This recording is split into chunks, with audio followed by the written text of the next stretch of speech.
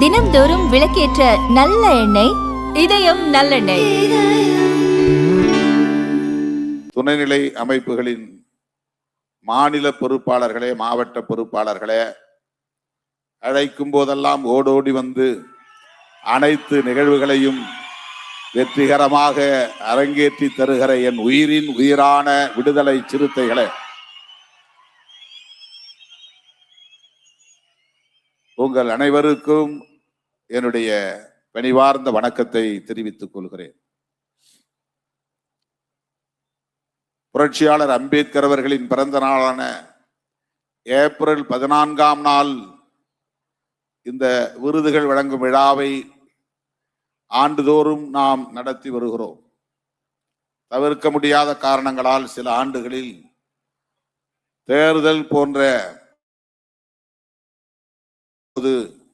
தள்ளி வைக்க நேர்ந்து விடுகிறது.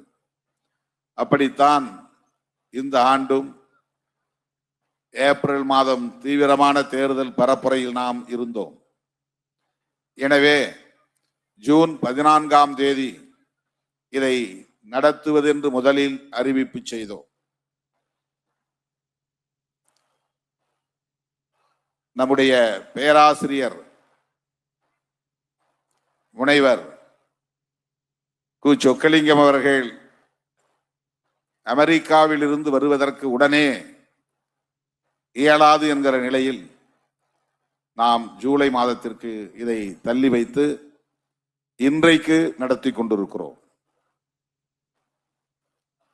தேர்தல் முடிவுகளுக்கு பிறகு நாம் நடத்துகிற ஒரு பெரிய நிகழ்வு இந்த விருதுகள் வழங்கும் விழா என்பதாகும். அரங்கம் நிறைந்து இந்த நிகழ்ச்சி நடைபெற்றுக் கொண்டிருக்கிறது என்று எல்லோரும் மகிழ்ச்சியோடு சொன்னார்கள். வெளியிலும் இதை போல பல மடங்கு தோழர்கள் அங்கே வைக்கப்பட்டிருக்கிற LED திரைகளின் முன்னால் அமர்ந்து பார்த்து கொண்டிருக்கிறார்கள் என்றும் மகிழ்வோடு இங்கே பதிவு செய்தார்கள். தேர்தல் முடிவுகள் எப்படி இருந்தாலும் விடுதலை சிறுத்தைகளின் எழுச்சி ஒரே மாதிரியாகத்தான் இருக்கும். அது ஒருபோதும் மாறியதில்லை. வென்றாலும் சரி, தோற்றாலும் சரி. நானே பல முறை வியந்து போவதுண்டு. கிட்டத்தட்ட 3-4 ஆண்டுகளை நாம் கடந்து இந்த களத்தில் நிற்கிறோம். ஆனாலும் ஒரு தலைமுறை 2 தலைமுறை கடந்த நிலையிலும் கூட இன்னும் அதே எழுச்சி, அதே வீரியம் சிறுத்தைகளிடம் இருப்பதை பார்த்து நான் பெருமைப்படுகிறேன், வியப்படைகிறேன். அதற்கு என்ன காரணம் என்று நான் சிந்தித்து பார்க்கிறேன். நாம் வெறும் தேர்தல் இயக்கம் இல்லை. தேர்தல் இயக்கமாக மட்டுமே நாம் நம்மை வடிவமைத்திருந்தால் தேர்தல் முடிவுகள் நம்மை பாதிக்கும். வெற்றியால் மகிழ்ச்சி அடைவோம், தோல்வியால் துவண்டு போவோம். ஆனால் நாம் சமூக மாற்றத்திற்காக போராடுகிற போராளிகளை கொண்ட ஒரு இயக்கமாகத்தான் வடிவமைத்து இயங்கிக் கொண்டிருக்கிறோம். எனவே இது இடையிலே வந்து போகக்கூடிய ஒரு நிகழ்வு, அவ்வளவுதான். தேர்தல் என்பது நம்முடைய பயணத்தின் இடையிலே வந்து போகிற ஒரு நிகழ்வு. இதில் ஏற்படுகிற ஏற்றத்தாழ்வுகள் ஒருபோதும் நம்மை பாதித்ததில்லை. நம்முடைய நோக்கம், நம்முடைய இலக்கு பிற இயக்கங்களிலிருந்து முற்றிலும் மாறுபட்டது. அதனால்தான் நான் அடிக்கடி சொல்லுவேன், எத்தனை புதிய இயக்கங்கள் வந்தாலும் நம்மோடு போட்டி போட ஒரு தலைவனும் வர வாய்ப்பில்லை, ஒரு இயக்கமும் வர வாய்ப்பில்லை என்று சொல்லியிருக்கிறேன். ஏனென்றால் நம்முடைய களம் முற்றிலும் புதிது. நாம் பேசும் அரசியல் முற்றிலும் புதிது. நாம் எதிர்கொள்ளும் சவால்கள் முற்றிலும் புதியன.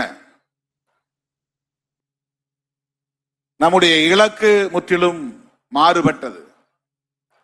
அதிலே நமக்கு ஒரு தெளிவு இருக்கிற வரையில் அதில் நாம் கொண்டிருக்கிற உறுதிப்பாடு ஒருபோதும் தளர்வடையாது.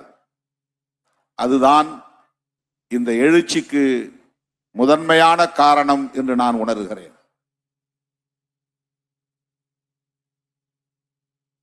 இந்த இயக்கம் ஒரு குறிப்பிட்ட சமூகத்திற்கான சாதி அடையாளம் கொண்ட இயக்கம் என்று சுருக்கிவிட பார்த்தார்கள், முடக்கிவிட பார்த்தார்கள் என்பதையும் நாம் அறிவோம்.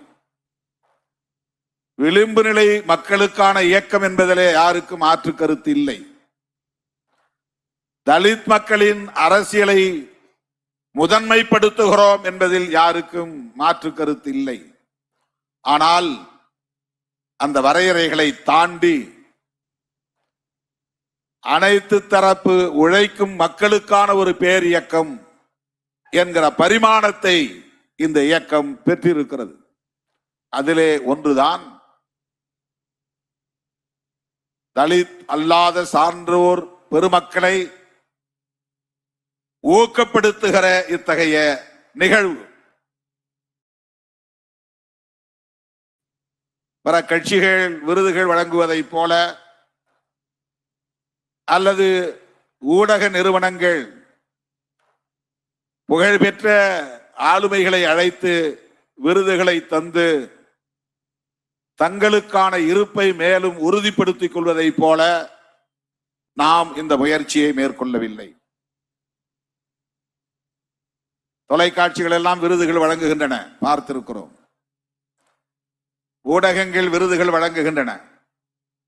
திரைத்துறையிலே, கலைத்துறையிலே, இலக்கியத்துறையிலே, அரசியல் துறையிலே யாரெல்லாம் புகழ்பெற்ற ஆளுமைகளாக இருக்கிறார்களோ அவர்களை எல்லாம் அழைத்து வந்து அவர்களின் புகழ் வெளிச்சத்திற்கு மேல் அதிக வெளிச்சத்தை போட்டு காட்டி தங்களுக்கான இருப்பை மேலும் மேலும் உறுதிப்படுத்திக் கொள்கிற நிகழ்வுகளை நாம் பார்க்கிறோம். அதில் வணிக நோக்கம் உண்டு. ஆனால் நாம் செய்கிற இந்த நிகழ்வு சமூக நல்லிணக்கம் என்கிற ஒரு மகத்தான நோக்கம் உள்ளடக்கமாக இருக்கிறது. அதையும் விட தலித் மக்களின் விடுதலைக்காக எந்த விளம்பரமும் இல்லாமல், எந்த எதிர்பார்ப்பும் இல்லாமல், எந்த பயனையும் நோக்காமல் பாடாற்றிக் கொண்டிருக்கிற எத்தனையோ பல ஆளுமைகள் இந்த களத்தில் இருக்கிறார்கள். அவர்களை யார்தான் அடையாளம் காண்பது, அங்கீகரிப்பது, ஊக்கப்படுத்துவது என்கிற கேள்வி எனக்குள் எழுந்தபோதுதான்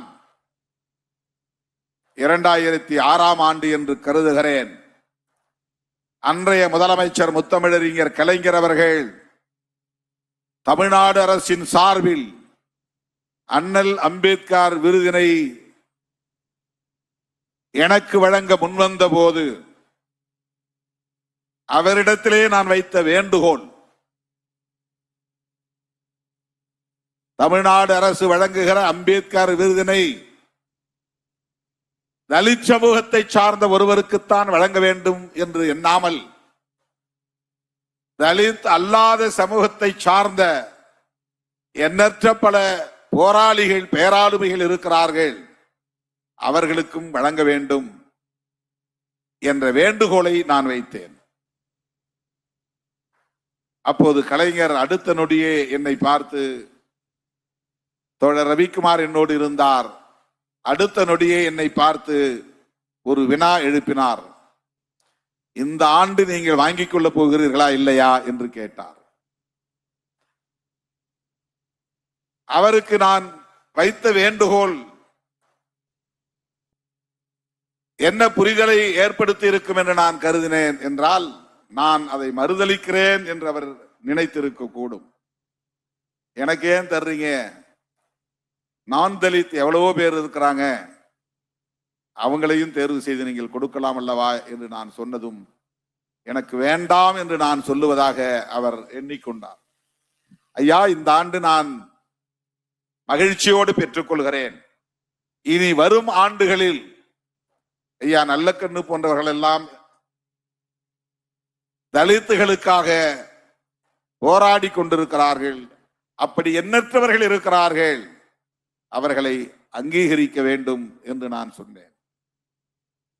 அடுத்த ஆண்டு பார்த்துக் கொள்வோம் என்று சொன்னார். சொன்னதை போல அதற்கு அடுத்த ஆண்டு அம்பேத்கர் விருது ஐயா நல்லக்கண்ணு அவர்களுக்கு வழங்கப்பட்டது தமிழ்நாடு அரசின் சார்பில். ஆனால் 2006ஆம் ஆண்டு முத்தமிழறிஞர் கலைஞரிடத்திலே இப்படி பேசிவிட்டு வந்ததும் எனக்குள் ஒரு எண்ணம் தோன்றியது.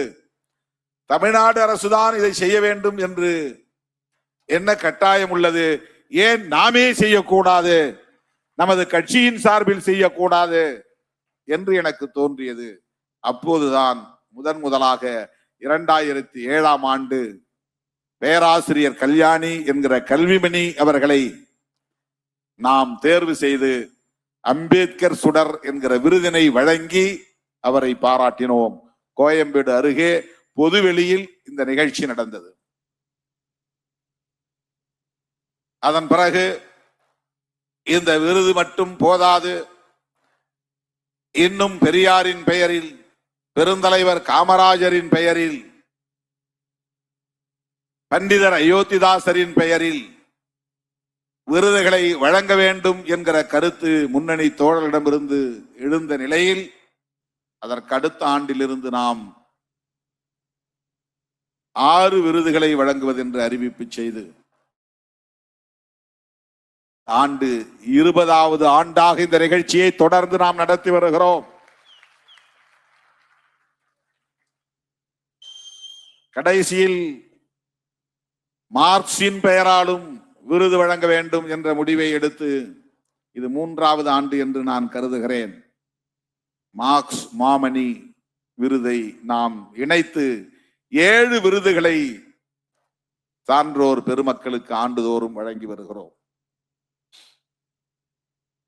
இந்த நிகழ்ச்சிக்கு வேறு எங்கும் நன்கொடை திரட்டக்கூடாது. நமது இயக்கத் தோழர்களே முன்வந்து வழங்க வேண்டும். இதை கட்சியே முழுமையாக நடத்த வேண்டும் என்று நான் விடுத்த வேண்டுகோளை அடுத்து கடந்த பல ஆண்டுகளாக இயக்கத்தின் முன்னணி தோழர்கள் ஒவ்வொருவரும் தாமாக முன்வந்து இந்த விருதுக்காக நான் இந்த கொடையை வழங்குகிறேன் என்று வாரி வழங்குகிற நிலையையும் நான் எண்ணி பார்க்கிறேன்.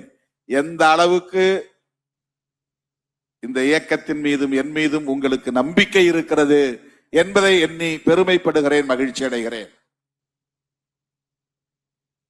தலித் அல்லாத சமூகங்களை சார்ந்த பேராளுமைகளை அடையாளம் கண்டு அவர்களின் உழைப்பை அங்கீகரித்து ஊக்கப்படுத்துவது வாக்கு சேகரிக்கும் நோக்கில் அல்ல. இவர்களின் மூலம் சமூக மாற்றத்தை மேலும் மேலும் ஊக்கப்படுத்துவதற்காக, விரைவுபடுத்துவதற்காக, அவர்களுக்குள்ளே இருக்கிற அந்த உணர்வை, அந்த பெருநெருப்பை மேலும் பெருக்குவதற்காக, அதுதான் நம்முடைய நோக்கம். இதில் எந்த வணிக நோக்கமும் இல்லை, எந்த அரசியல் நோக்கமும் இல்லை, அதாவது வாக்கு அரசியல் நோக்கமும் இல்லை. ஒரு இஸ்லாமியருக்கு விருது கொடுப்பதன் மூலம் இஸ்லாமியர்களின் வாக்குகளை திரட்டுவது என்பதோ, ஒரு தலித் அல்லாதவருக்கு விருது கொடுப்பதன் மூலம் தலித் அல்லாத சமூகத்தினரின் வாக்குகளை பெற்றுவிட முடியும் என்ற கணக்கோ துளியும் நம்மிடத்தில் இல்லை.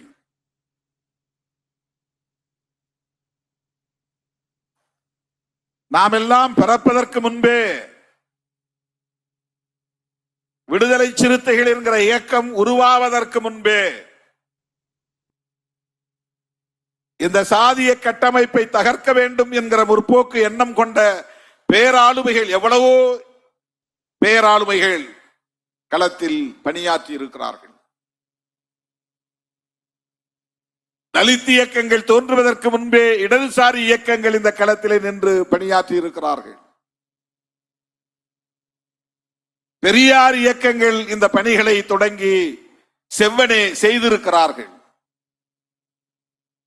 அவர்களெல்லாம் ஏற்படுத்திய தாக்கம்தான் இந்த சமூக கட்டமைப்பில் இந்த சிறிய அசைவுகள் ஏற்பட்டிருக்கின்றன, தளர்வுகள் ஏற்பட்டிருக்கின்றன, பிளெக்சிபிலிட்டி, தளர்வுகள் ஏற்பட்டிருக்கின்றன. சமகாலத்தில் அம்பேத்கர் இயக்கங்கள் அல்லது தலித் இயக்கங்கள் உருவாகாமல் இருந்த அந்த சமகாலத்தில் எத்தனை எத்தனை தலித் அல்லாத ஆளுமைகள் சாதிக்கு எதிராக, சாதிய கொடுமைகளுக்கு எதிராக போராடி இருக்கிறார்கள். சகோதரத்துவத்திற்காக, சமத்துவத்திற்காக போராடி இருக்கிறார்கள். இதையெல்லாம் நாம் சீர்தூக்கி பார்க்க வேண்டும், கவனத்திலே கொள்ள வேண்டும். நாம் வாழும் நம்முடைய காலத்தில், இந்த சமகாலத்தில் நம்மோடு தொடர்பில்லாமல், நம்முடைய உந்துதல் இல்லாமல், நம்முடைய தாக்கம் இல்லாமல், முற்போக்கு எண்ணங்களோடு, சமத்துவ நோக்கோடு களப்பணி ஆற்றிக் கொண்டிருப்பவர்கள் ஆயிரம் பேர் இருக்கிறார்கள். அவர்கள் எந்த தலித் இயக்கங்களோடும் தம்மை அடையாளப்படுத்திக் கொள்வதில்லை. ஆனாலும் புரட்சியாளர் அம்பேத்கர் விரும்பிய ஒரு தேசத்தை கட்டமைக்க போராடி கொண்டிருக்கிறார்கள். அண்ணன் ஹென்றி டிஃபேன் அவர்கள் சொன்னார், ஸ்டேன் சுவாமிகளை நினைவு கூர்ந்தார். அவருடைய நினைவு நாள் இன்றைக்கு. அவர் தலித் சமூகத்தை சார்ந்தவர் அல்ல. ஆனால் அவர் சந்தித்த நெருக்கடிகள், அவர் கண்ட களங்கள் நம்மால் இடதுசாரி இயக்கங்களோடு அவருக்கு தொடர்பு இருந்தது என்று குற்றம் சாட்டி, தள்ளாத வயதிலும் அந்த மூப்படைந்த நிலையிலும் கூட அவருக்கு இந்த இந்திய ஒன்றிய அரசு தந்த நெருக்கடி சொல்லி மாளாது. அப்படித்தான் அவர் தன் உயிரை ஈகம் செய்திருக்கிறார். இது போன்ற எத்தனையோ பல ஆளுமைகள் நம்மோடு எந்த தொடர்பும் இல்லாமல், எந்த எதிர்பார்ப்பும் இல்லாமல், எந்த உள்நோக்கமும் இல்லாமல் களப்பணி ஆற்றிக் கொண்டிருப்பவர்கள் ஏராளம். மனித உரிமைகளுக்காக போராடுகிற போராளிகள்.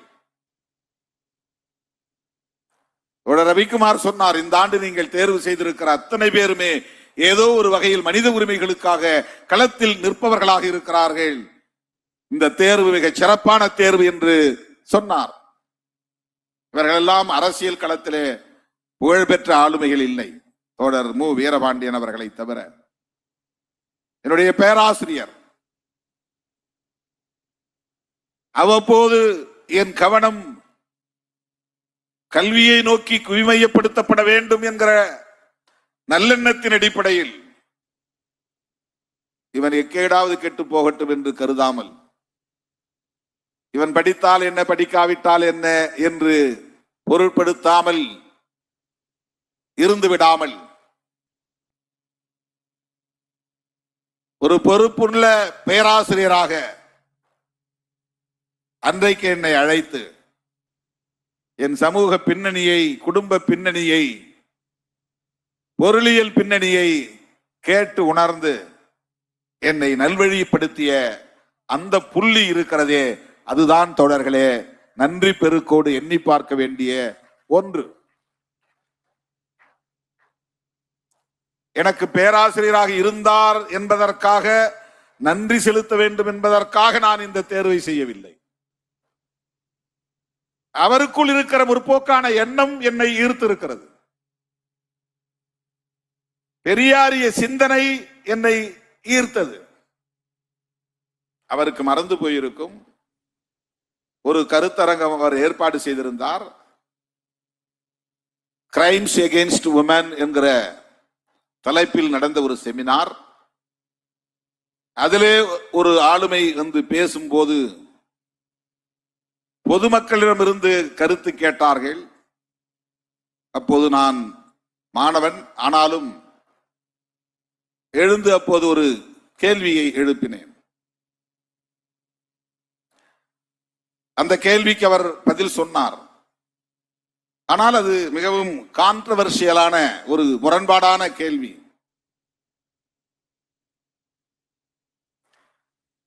திருடனாய் பார்த்து திருந்தாவிட்டால் திருட்டை ஒழிக்க முடியாது என்று பட்டுக்கோட்டை கல்யாண சுந்தரம் பாடியிருக்கிறார். சட்டம் போட்டு குற்றங்களை தடுத்து விட முடியுமா? அல்லது பட்டுக்கோட்டை கல்யாண சுந்தரம் அவர்கள் சொல்லுவதைப் போல குற்றம் செய்கிறவர்கள் திருந்த வேண்டுமா என்ற கேள்வியை நான் எழுப்பினேன். இது சாதாரணமான ஒரு கேள்விதான். அதற்கு அவர் பதில் சொன்னார். ஆனால் இந்த கேள்வியை நான் எழுப்பியதில் ஒரு நுட்பமான அரசியல் இருப்பதை உணர்ந்து என்னை அழைத்து பேசினார். இந்த பல்கலைக்கழக வளாகத்தின் பின்னணி உனக்கு தெரியாது, நீ மாணவனாய் இருந்து படித்து விட்டு போ. அரசியல் கலந்து பேசுவது நல்லதல்ல என்று சொன்னார். அதாவது பட்டுக்கோட்டை கல்யாண சுந்தரம் அவர்களை பற்றி நான் மேற்கோள் காட்டுகிற போது ஒரு கம்யூனிச இயக்கத்தை சார்ந்த பின்னணி அதிலே வெளிப்படுகிறது. அப்படிப்பட்ட பின்னணி உள்ள ஒரு மாணவன் என்பதனால் இவனுடைய கல்வி இங்கே பாதிக்கப்பட்டு விடக்கூடாது என்கிற கவலை அவருக்கு இருந்திருக்கிறது. இது அவருக்கு மறந்து போயிருக்கும். என்னை கூப்பிட்டு அப்போதே அறிவுரை சொன்னார். கேட்ட கேள்வி சரிதான். ஆனால் ஒரு மாணவனாக மட்டுமே இருந்து நீ படித்து உன் பெற்றோருக்கு நல்ல பிள்ளையாக நடந்து கொள். நீ எப்படியாவது படித்து பட்டம் பெற்று வேலைக்கு வந்து அந்த குடும்பத்தை காப்பாற்றுவாய் என்கிற கற்பனைகளோடு தானே உன்னுடைய தாயும் தந்தையும் ஊரிலே இருக்கிறார்கள். நீ இங்கே வந்து அரசியல் ஈடுபாடு கொண்டு கல்வியை கோட்டை விட்டு விட்டால் என்ன ஆகும் உங்கள் பெற்றோரின் எதிர்பார்ப்பு என்ற கேள்வியை எழுப்பினார்.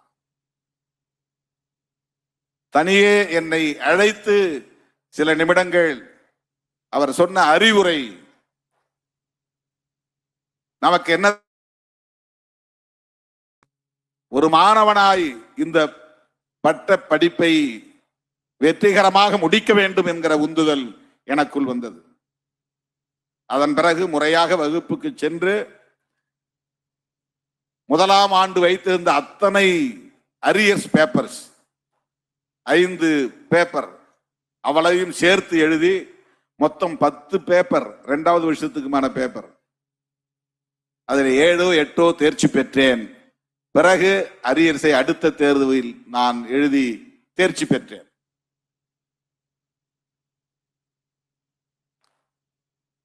ஒரு எளிய குடும்பத்தில் பிறந்த பிள்ளை கல்வியை பெற வேண்டும். அதன் மூலம்தான் அந்த குடும்பத்தில் ஒரு மாற்றம் நிகழும் என்கிற அந்த உணர்வு இருக்கிறதே, அது சாதியை கடந்த உணர்வு, மதத்தை கடந்த உணர்வு, முற்போக்கு உணர்வு என்பதை நாம் புரிந்து கொள்ள வேண்டும். வேளையில் அமர்ந்திருக்கிற ஒவ்வொரு ஆளுமையும் அப்படி எல்லா வரம்புகளையும் தாண்டி எளிய மக்களுக்காக, விளிம்பு நிலை மக்களுக்காக சிந்திக்கக்கூடிய ஆளுமைகள். அண்ணன் ஹென்றி டிஃபேன் அவர்களை 1980 காலகட்டத்தில் மதுரையிலே நான் சந்தித்தேன். அமெரிக்கன் கல்லூரி வணிக வளாகத்தில் அவர் 2வது மாடி என்று கருதுகிறேன். அங்கே சட்ட அலுவலகம் போட்டிருந்தார், வழக்கறிஞர் அலுவலகம். அவரை சந்திப்பதற்காக என்னை அழைத்து சென்ற போதுதான் அவர் என்னிடத்திலே முதலாக அந்த சட்டத்தை பற்றி சொன்னார். என்ன சட்டம் என்றால் வன்கொடுமைகள் தடுப்பு சட்டம். 1989ஆம் ஆண்டு வந்திருக்கிற சட்டம், புதிதாக வந்திருக்கிறது. இந்த சட்டத்தை நடைமுறைப்படுத்தினாலேயே வன்கொடுமைகளை தடுக்க முடியும். ஏதோ ஒரு சாதி வன்முறையை பற்றி பேசுவதற்காக நான் அவரை பார்க்க போனேன். அன்று நாள் முதல் இன்றைய நாள் வரையில் அவர் முன்னெடுக்கிற அத்தனை மனித உரிமைக்கான போராட்டங்களிலும் தவறாமல் என்னை அழைத்துக் கொண்டிருக்கிறார். நானும் பங்கேற்று வருகிறேன். இதுதான் நம்மை இணைக்கிறது. வேறு எந்த வாக்கு அரசியல் நோக்கமும் இல்லை. அவருடைய மேடைகளில் நான் பேசும்போது சொல்லுவது உண்டு, காவல்துறையினரால் சிறைத்துறையினரால், அதிகார வர்க்கத்தினரால் செய்யப்படும் ஒடுக்குமுறைகள் மட்டும் மனித உரிமை மீறல்கள் இல்லை. சாதியின் பெயரால் உழைக்கிற மக்களே இன்னொரு உழைக்கும் சமூகத்தினரை செருப்பு போட்டு போகாதே, சைக்கிள் ஓட்டாதே என்று ஒடுக்குவதும் மனித உரிமை மீறல் தான். சாதிய வன்கொடுமைகளும் மனித உரிமை மீறல் தான் என்று அவர் ஏற்பாடு செய்த மேடைகளில் நான் முழங்கி இருக்கிறேன். அதாவது அரசு நிர்வாகத்தின் மூலம் மனித உரிமை மீறல்கள் நிகழ்கின்றன என்பதில் மட்டும் கவனம் செலுத்தினால் போதாது. சாதியின் பெயரால் நிகழ்கிற ஒடுக்குமுறை ஒவ்வொன்றும் மனித உரிமை மீறல் தான். எனவே சாதிய ஒடுக்குமுறைகளையும் சேர்ந்து எதிர்க்க வேண்டும் என்கிற கருத்தை அவருடைய மேடைகளில் நான் பதிவு செய்திருக்கிறேன். இப்படி நாங்கள் 3 பத்தாண்டுகளாக இந்த களத்தில் கைகோர்த்து நிற்கிறோம். பாலபிரஜாபதி அடிகளார் அவர்கள் அன்பு தேசம் என்கிற ஒரு இயக்கத்தை தொடங்கிய போது என்னை அழைத்தார். எல்லோரும் அப்போது ஆளாளுக்கு கட்சி தொடங்கிய காலம் அது. வெவ்வேறு பெயர்களில் கட்சியை தொடங்கினார்கள். அப்போது அன்பு கொடி என்று ஒரு கொடியை அறிமுகப்படுத்தினார். இந்த தேசம் அன்பு தேசமாக மாற வேண்டும் என்கிற விருப்பின் அடிப்படையிலே அவர் ஒரு அரசியல் இயக்கம் தொடங்கினார், அன்பு தேசம் என்கிற ஒரு இயக்கம். அந்த தொடக்க நிகழ்விலே என்னை அழைத்து சிறப்பித்தவர் நம்முடைய அடிகளார் அவர்கள். அந்த கூட்டத்தில் நான் சொன்னேன், ஐயா, அம்பேத்கர் என்கிற பெயர் தலித்துகளின் தெருக்களில் மட்டும்தான் உச்சரிக்கப்படுகிறது. வேறு எந்த சமூகத்திலும் யாரும் மறந்தும் தம்முடைய பிள்ளைகளுக்கு அம்பேத்கர் என்று பெயர் சூட்டுவதில்லையே, இது ஏன்? யாரிடம் சாதி உணர்வு மேலோங்கி இருக்கிறது? அம்பேத்கர் என்ன ஒரு குறிப்பிட்ட சாதிக்காக மட்டும் பாடாற்றியவரா? இந்த புதிய தேசத்தை புதிய இந்தியாவை கட்டமைப்பதற்கு அவர் பங்களிப்பு செய்தவர் அல்லவா? அவருடைய பெயரை தம் பிள்ளைகளுக்கு சூட்டுவதற்கே இங்கு தயக்கம் இருக்கிறது. அதை அருவருப்பாக பார்க்கிற உளவியல் இருக்கிறது. ஆனால் தலித்துகளின் தெருக்களில் பாருங்கள், காமராஜர் என்ற பெயர் இருக்கும், பிள்ளைகள் இருப்பார்கள். ஒரு தெருவுக்கு 2 பேராவது காமராஜ் இருப்பார்கள். இந்த தெருவுக்குள்ளே வந்து பாருங்கள், எத்தனையோ பெண் பிள்ளைகளுக்கு இந்திரா காந்தி என்று பெயர் இருக்கும், ஜெயலலிதா என்று பெயர் இருக்கும், கருணாநிதி என்று பெயர் இருக்கும், பக்தவச்சலம் என்று பெயர் இருக்கும். தலித்துகள் ஒருபோதும் சாதி அடிப்படையில் சிந்திப்பதில்லை. தலித்துகள் ஒருபோதும் தலை இல்லை. தலித்துகள் பொதுவாக அனைத்தையும் பார்க்கிற பரந்த பார்வை உள்ளவர்கள். இவர் எங்கள் சாதி இல்லை என்று எந்த தலைவரையும் தலித்துகள் புறக்கணித்ததில்லை. இந்த தெருக்குள்ளே உள்ளே நுழைந்தால் அத்தனை சாதி தலைவர்களின் பெயர்களும் தலைவர்கள் என்கிற அந்த பார்வையில் சூட்டப்பட்டிருக்கும். ஆனால் தலித் தெருவை அடுத்த எந்த தெருவிலும் தப்பி தவறி கூட அம்பேத்கர் என்ற பெயரை கேட்க முடியாது. இந்த கவலையை நான் வெளிப்படுத்திய போது உடனே எழுந்த அடிகளார் அந்த மேடையிலேயே சொன்னார், எங்கள் ஐயா வழியை பின்பற்றக்கூடிய குடும்பத்தில் ஒருவருக்கு அடுத்து பிறக்க போகிற ஆண் பிள்ளைக்கு நான் அம்பேத்கர் என்று பெயர் சூட்டுவேன். ஒரு பிள்ளைக்கு மட்டுமல்ல, 100 கணக்கிலே 1000 கணக்கிலே இனி அந்த பெயரை நான் சூட்டுவேன் என்று சொன்னார். அதன்படி ஒரு பிள்ளை பெற்ற தாய் தந்தையர் எடுத்து வந்து அன்புவனம் என்கிற அவருடைய ஆசிரமத்தில கொண்டு வந்தவர் கையிலே கொடுத்து பெயர் சூட்ட விரும்பிய போது, கொஞ்சம் இருங்கள், நான் திருமாவளவனை அழைக்கிறேன் என்று எனக்கு தொலைபேசி போட்டு வர சொல்லி சாமி தோப்பிலே என் முன்னால் அந்த பிள்ளைக்கு செக்க செவேல் என்று பிறந்திருந்த அந்த பிள்ளைக்கு, வெள்ளைக்காரன் பிள்ளை என்பதை போல இருந்த அந்த பிள்ளைக்கு, அந்த குழந்தைக்கு அம்பேத்கர் என்று என் முன்னால் பெயர் சூட்டினார்.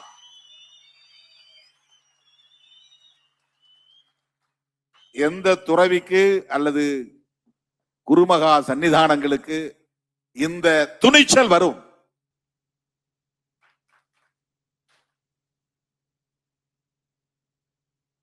அந்த பையன் இன்னமும் அம்பேத்கர் என்கிற பெயரிலேயே லயோலா கல்லூரியில் படித்து பட்டம் பெற்று இப்போது திரை கதாநாயகனாக மாறிவிட்டான். திரை கதாநாயகனாக இருக்கிற அவன் பெயர் அம்பேத்கர் என்றே திரையில் வருகிறது.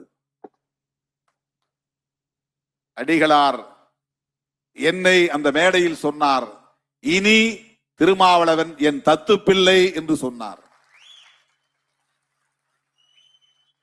அதன் அடிப்படையில் தான் அவர் குடும்பத்தில் நடந்த திருமண நிகழ்ச்சிகளை என்னை முன்னிறுத்தி நடத்தினார். இப்போது நான் நெகிழ்ந்து போனேன். எனது இறுதி சடங்குகளை திருமாவளவன் இருந்துதான் செய்ய வேண்டும் என்று இந்த மேடையிலே அறிவித்திருக்கிறார். தோழர்களே, இப்படிப்பட்ட ஆளுமைகள் வெளிச்சத்திற்கு வராமலேயே, பொதுவெளிக்கு வராமலேயே, மெயின் ஸ்ட்ரீம் அந்த மைய நீரோட்டத்திற்கு வராமலேயே எவ்வளவோ பேர் இருக்கிறார்கள். அவர்களையெல்லாம் அடையாளம் காண்பதுதான் இந்த நிகழ்வின் நோக்கம். மேடையிலே அமர்ந்திருக்கிற ஒவ்வொருவரை பற்றியும் நான் அப்படி பேச முடியும். தோழர் போ வேல்சாமி அவர்கள், தோழர் ரவிக்குமார், பேராசிரியர் ஆ மார்க்ஸ் ஆகியவர்கள் 80களின் 90களின் அந்த காலகட்டத்தில் நடத்திய நிறப்பிரிகை என்கிற இதழ் அரசியல் அரங்கில் பெரும் உரையாடலை தொடங்கி வைத்த இதழ். நான் அப்போது கோவையிலே அரசு ஊழியராக பணியாற்றி கொண்டிருந்த போது 90-91 அந்த காலகட்டத்தில் சில நண்பர்கள் தேடி வந்து எனக்கு அந்த இதழை கொடுப்பது உண்டு. அப்போது ரவிக்குமார் அவர்களின் கட்டுரை, பேராசிரியர் ஆ மார்க்ஸ் அவர்களின் கட்டுரைகள், தோழர் போ வேல்சாமி அவர்களின் கட்டுரைகள், பிரேம் அவர்களின் கட்டுரைகள், ரமேஷ் அவர்களின் கட்டுரைகள் என்று பல தோழர்களின் கட்டுரைகளை எல்லாம் படிக்கிற வாய்ப்பை பெற்றவன் நான். அந்த அடிப்படையில் தான் தோழர் ரவிக்குமார் அவர்களை நான் கட்டாயப்படுத்தி பதவியை ராஜினாமா செய்துவிட்டு சிறுத்தைகள் இயக்கத்திலே நீங்கள் சேர வேண்டும், ஒரு இயக்கத்தோழராக இருந்து உங்கள் களப்பணிகளை நீங்கள் ஆற்ற வேண்டும் என்று வற்புறுத்தி அவரை பதவி விலக சொன்னேன். பொதுவாக அரசியல் கட்சி தலைவர்கள் அறிவார்ந்தவர்கள் உடன் இருக்க வேண்டும் என்று விரும்ப மாட்டார்கள்.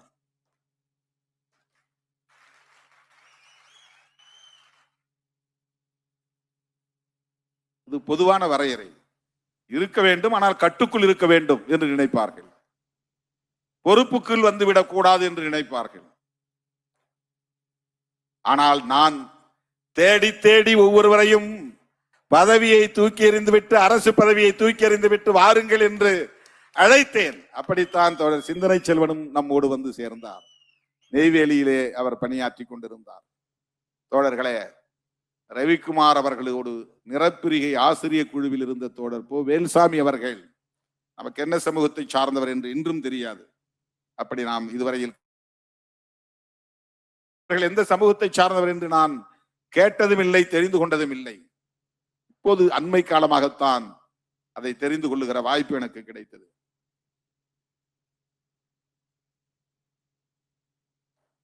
ஆக வேல்சாமி அவர்கள் இந்த மண்ணில் நிலவுகிற சாதிய கட்டமைப்பை தகர்க்க வேண்டும் என்கிற நோக்கத்தோடு அவருடைய சிந்தனைகளை பல நூல்களாக தமிழ் சமூகத்திற்கு கொடையளித்திருக்கிறார். அவரை நாம் அங்கீகரித்திருக்கிறோம். அக்கா ரூத் மனோரமா அவர்கள் மிகப்பெரிய ஒரு பெண் ஆளுமை. ஒரு வரியில் ஒரு வார்த்தையில் சொல்லிவிட முடியாது. அங்கொன்றும் இங்கொன்றுமாகத்தான் பெண்கள் பொது வாழ்வுக்கு வருகிறார்கள், மேடைகளுக்கு வர தயங்குகிறார்கள், ஒலிபெருக்கி பிடிக்க பயப்படுகிறார்கள். விமர்சனங்களுக்கு அஞ்சுவதுதான் அதற்கு காரணம். ஆனால் இவர் உலக நாடுகள் முழுவதும் சுற்றி பயணித்துக் கொண்டிருக்கிறார். இன்றைக்கு நேற்றைக்கல்ல, கிட்டத்தட்ட அரை நூற்றாண்டு காலமாக அவர் உலக நாடுகள் முழுவதும் சுற்றி கொண்டிருக்கிறார். தேசிய அளவில் அவரை அறியாதவர்கள் யாரும் இல்லை என்று சொல்ல முடியும். ஆக சிறந்த ஒரு பெண்ணிய ஆளுமை. எத்தனையோ பலரை அவர் ஆளாக்கி இருக்கிறார், ஊக்கப்படுத்தி இருக்கிறார். அவர் தலித் கிறித்தவர் என்கிற அடையாளத்தை கொண்டவர். இந்தியா முழுவதும் தலித் கிறித்தவர்களின் நிலை என்ன என்பது நமக்கு தெரியும். அவர்கள் கல்வியில் மேம்பட்டு இருக்கலாம், அதன் மூலம் பொருளாதாரத்திலும் கூட வளமடைந்திருக்கலாம். ஆனால் சோசியல் ஸ்டேட்டஸ், சமூக தகுதி என்னவாக இருக்கிறது? சட்டம் அவர்களை எப்படி பார்க்கிறது? இது நம் முன்னில் உள்ள மிக முக்கியமான ஒரு சவால் இது. ஆனால் அவர் தலித் கிறித்தவரோடு சுருங்கி நின்று விடவில்லை. அதை தாண்டி பெண்ணியம் இங்கே வெல்ல வேண்டும், எல்லா இயக்கங்களிலும் பெண்கள் பங்கேற்க வேண்டும், அனைத்து ஆட்சி நிர்வாக கட்டமைப்புகளிலும் பெண்கள் 1/3 இடம்பெறக்கூடிய வகையிலே இடஒதுக்கீட்டு உரிமை வேண்டும் என்று குரல் எழுப்பிக் கொண்டிருக்கிறார். நான் இந்த முறை அவரை தொலைத்தொடர்பிலே இந்த தகவலை சொன்னதும் அவருக்கு அதை நம்ப முடியவில்லை. என்ன சொல்லுகிறீர்கள் என்று கேட்டார். ஆமாம் என்று சொன்னேன். மிகுந்த மகிழ்ச்சியோடு இன்றைக்கு வந்து நம்மை சிறப்பித்திருக்கிறார், பெருமைப்படுத்தியிருக்கிறார். அவரை போன்ற ஆளுமைகள் நம்முடைய இயக்கத்திலும் வளர வேண்டும்.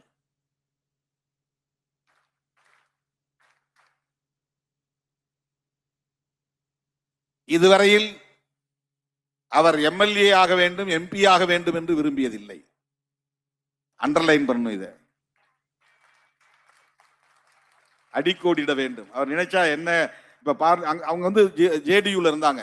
ஆமா, ஜேடிஎஸ் செக்யூலர் மதசார்பற்ற ஜனதாதளம் தேவகவுடா கட்சியில அவங்க தான் மாநில மகளிர் அணி தலைவர். தேவகவுடா அவர்களை எப்ப வேண்டுமானாலும் போய் பார்க்கிற அளவுக்கு அறிமுகம் உள்ளவர், நன்கு பழக்கமானவர். அந்த கட்சி இன்றைக்கு கர்நாடகாவிலே தவிர்க்க முடியாத ஒரு சக்தி அது. ஆனால் மக்களை அமைப்பாக்க வேண்டும், பெண்களை அரசியல்படுத்த வேண்டும், உலகம் முழுவதும் அவர்களை அழைத்து கொண்டு போய் வெவ்வேறு தளங்களில் அவர்களை அறிமுகப்படுத்த வேண்டும். இதுதான் அவருடைய முதன்மையான நோக்கம்.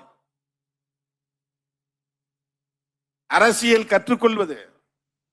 அண்ணா ஹென்றி டிஃபேன் சொன்னார் பாருங்க, நீங்க ஒரு குளோபல் பர்ஸ்பெக்டிவ் உங்களுக்கு வேணும், நீங்க இன்னும் வெளியே வரணும், உலகளாவிய அவைகளில் நீங்கள் அங்கம் பெற வேண்டும். கர்நாடகாவில் ஒரு தலித் பெண் அந்த வாய்ப்பை இன்றைக்கு பெற்றிருக்கிறார். அதை விட பெரிய பெரிய அவைகளில் எல்லாம் நீங்கள் இடம்பெற வேண்டும் என்று அவர் சொன்னார். அது வெறும் பதவிக்கானதல்ல, ரெப்ரசன்டேஷன், பிரதிநிதித்துவம். இந்த குரல் அங்கே ஒலிக்க வேண்டும்.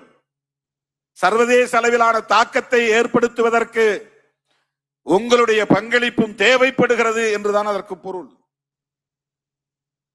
நிறைய கற்றுக்கொள்ள வேண்டும் என்கிற அந்த முனைப்பு நம்மிடத்தில் இருக்க வேண்டும். தேசியவாதம் என்றால் என்ன கற்றுக்கொள்ள வேண்டும். பெண்ணியம் என்றால் என்ன, எதை ஃபெமினிசம் சொல்றோம், அதிலே நமக்கு ஒரு தெளிவு தேவை, ஒரு பார்வை தேவை. அப்போதுதான் நம்முடைய ஆளுமை மிளிரும். சிக்கலான இடங்களில் நம்மால் வாதிட குழப்புகளிடமிருந்து மக்களை காப்பாற்ற முடியும், திரிபுவாத சக்திகளை எதிர்கொள்ள முடியும். ஆகவே ஒரு இயக்கம் என்பது அரசியல் கற்றுக்கொள்வதற்கான களம், அதை முதலில் புரிந்து கொள்ள வேண்டும். ஆளுமையை பெருக்கிக் கொள்வதற்கான ஒரு களம், அதை புரிந்து கொள்ள வேண்டும். ஒரு கூட்டணியிலே நமக்கு 5 அல்லது 6 இடங்கள் கிடைக்கின்றன என்றால் அந்த 5 அல்லது 6 இடங்களுக்குள் எப்படி நாம் போட்டி போட்டு அதை பெற வேண்டும் என்கிற முனைப்பு தேவைதான். ஆனால்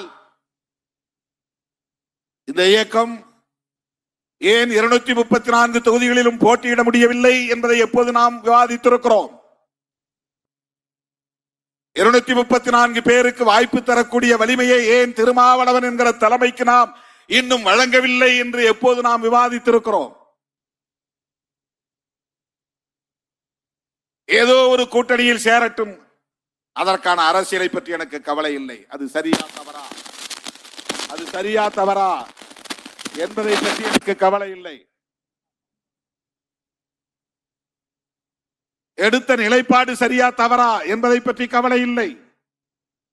ஏன் நமக்கு 6, 8 தான் கிடைக்கிறது, அதை ஏன் 10, 15, 20 உயர்த்த முடியவில்லை? யார் அங்கே போய் பேச்சுவார்த்தை நடத்துவது? பேச்சுவார்த்தையில் பங்கேற்பவர்கள் யார்? ஏன் விடுதலை சிறுத்தைகள் கட்சிக்கு 25 இடங்களை பெற முடியவில்லை, 20 இடங்களை பெற முடியவில்லை, 10 இடங்களை பெற முடியவில்லை என்ற விவாதம் நமக்குள்ளே நடந்திருக்கிறதா? அப்படி பெற முடியாமல் இருப்பதற்கு என்ன காரணம்? நம்முடைய அரசியல் வலிமைதான் என்ன என்று நாம் சுய பரிசோதனை செய்திருக்கிறோமா? சுய விமர்சனம் செய்திருக்கிறோமா? அதை பற்றி கவலை இல்லை. திமுகவோடு கூட்டணி சேர்ந்தாலும் சரி, அங்கே வாங்கக்கூடிய இடங்களில் எனக்கு ஒன்று வேண்டும். அதிமுக கூட்டணியிலே சேர்ந்தாலும் சரி, அது தப்போ சரியோ அதை பற்றி எனக்கு கவலை இல்லை. அதிலே எனக்கு ஒரு இடம் வேண்டும். தாவேகாவுக்கு ஆதரவு தெரிவித்தாலும் சரி, அது தவறா சரியா என்ற விவரம் எனக்கு தேவையில்லை. அதிலே எனக்கு இடம் வேண்டும். இதுதானே நம்முடைய முனைப்பாக இருக்கிறது. நான் என்ன எதிர்பார்க்கிறேன்? எந்த அடிப்படையில் தாவேகாவுக்கு நீங்கள் ஆதரவை தெரிவித்தீர்கள் என்று கேள்வி கேட்கிற இளைஞர்கள் எனக்கு வேண்டும். விவாதிக்கிற தம்பிகள் எனக்கு வேண்டும். திமுக கூட்டணியை விட்டு வெளியே வரக்கூடிய அளவுக்கான நெருக்கடி எங்கே வந்தது? எப்போது வந்தது? அதை ஏன் இன்னும் அதிகாரபூர்வமாக நீங்கள் அறிவிக்கவில்லை என்று கேட்கிறவன் எனக்கு வேண்டும். அந்த அரசியல் புரிதல் நமக்கு தேவை. அந்த அரசியல் புரிதல் நமக்கு தேவை. அந்த விவாதம் நடைபெற வேண்டும். அதிமுக கூவி கூவி அழைத்தது என்று சொல்கிறீர்களே, அப்படி என்றால் ஏன் அதிமுகவோடு நீங்கள் கூட்டணி வைக்கவில்லை என்ற கேள்வியை எழுப்புகிற தம்பிகள் நமக்கு வேண்டும். அதுதான் ஆளுமை, அதுதான் தலைமைத்துவம். உங்களுக்கு வாய்ப்பு கிடைச்சதுல ஏன் போகல? எத்தனை பேர் கேட்டீர்கள்? பாஜகவிலே அமைச்சராக முடியும் என்கிற வாய்ப்பு இருக்கிற போது அதை ஏன் தவிர்க்கிறீர்கள்? எத்தனை பேர் கேட்டீர்கள்? நான் சொல்லுகிற விளக்கம் மட்டுமே போதுமா? ஒருவேளை நான் போய் சேர்ந்தால் அதுவும் சரி என்பீர்களா? அமைச்சர் ஆனால் அதையும் கொண்டாடுவீர்களா? எப்படியாவது இங்கேயும் எங்களுக்கு ஒரு வாய்ப்பு தாருங்கள் என்று தான் கேட்பீர்களா? பாஜகவில் அமைச்சரானாலும் சரி, பாஜகவில் எங்களுக்கு ஒரு பதவி வாங்கி தாருங்கள் என்று கேட்பவர்கள் தான் என்னோடு இருக்கிறார்கள் என்றால் என் 35 ஆண்டு கால உழைப்பு வீணாகிவிட்டது என்று பொருள்.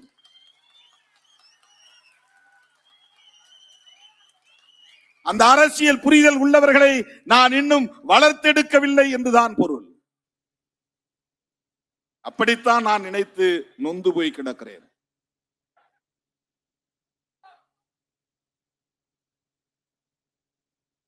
கட்சி நடத்தி பார்த்தால் தான் தெரியும். 4 பிள்ளைகள், தந்தை தாய் 6 பேர் கொண்ட குடும்பத்தை நடத்துவதற்கே என்ன பாடுபட வேண்டியிருக்கிறது. புருஷன் பேச்ச பெண்டாட்டி கேட்கறதில்ல, பொண்டாட்டி பேச்ச புருஷன் கேட்கறதில்ல, பெற்ற பிள்ளைகளே பெற்றோரின் பேச்சை கேட்பதில்லை, பிள்ளைகளின் விருப்பப்படி பெற்றோர் நடப்பதில்லை. 5-6 பேர் கொண்ட குடும்பத்தை வழிநடத்துவதற்கே படாத பாடு.